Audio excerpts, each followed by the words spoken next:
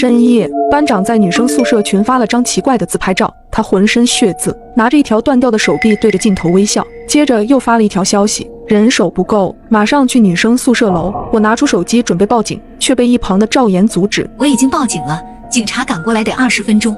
我们先通知其他同学，让他们这会儿千万别开门。赵岩当即给李青青打去语音，联系陈平还有辅导员的任务则交给我和小美。赵岩那边电话最先打通，他刚想说话，电话那头却传来一阵低沉的男声：嘿嘿嘿，差6只人手就够数了。是陈翔的声音，这说明李青青她也被陈翔给。这时小美的电话也打通了，电话那头陈平开口问道：小美有事吗？话落，陈平那边便传来有节奏的敲门声，砰砰砰！陈平对门外喊道：是谁？青青是你在外面吗？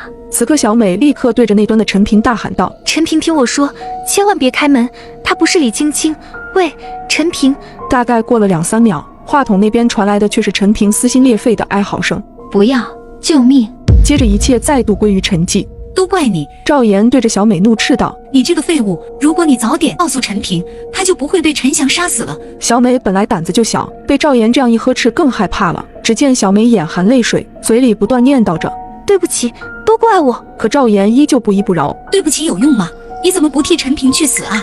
我实在看不下，开口打断道：赵岩，你几点报的警？警察到底什么时候能过来？我想不明白，都到这种时候了，赵岩为什么还要这样针对小美？我刚想上前安慰小美，可伴随着一阵惊雷炸响，小美一声尖叫，她径直推开我，随后打开寝室大门，直接冲进黑暗的楼道里。她是想去救陈平吗？可是楼道里还有个杀人狂在。然而一旁的赵岩见状，却突然捂起嘴狂笑。他当着我面拿出手机，轻声说道：注意注意，目标已经出310室寝室了，正朝着306那边移动，你们一定要录下珍贵的素材。我顿时反应过来，什么意思？今晚发生的一切都是你们故意设计好的是吗？赵岩白了我一眼，一脸不耐烦地开口解释：万圣节晚会，辅导员不是让我们准备节目吗？我好不容易才想到了这个点子，那只张小婉的断手，我们可是准备了好久。你们也太过分了，居然想了个这么损的法子，要是弄出事了怎么办？能出什么事？正说着，赵岩的手机响了，是陈翔打来的电话。他刚接通电话，瞬间变了脸色。什么？人不见了？楼下还来了一个警察，一个人吗？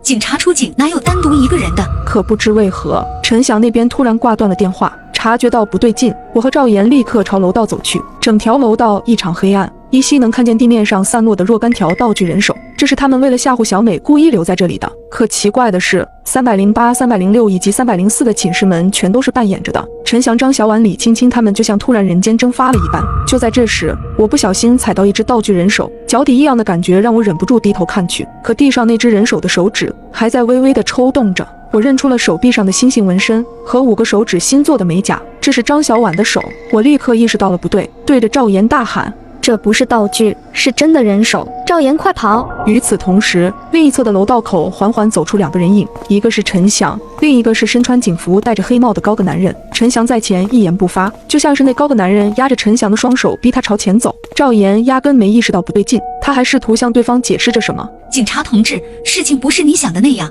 今晚发生的事都是我们一个同学的错。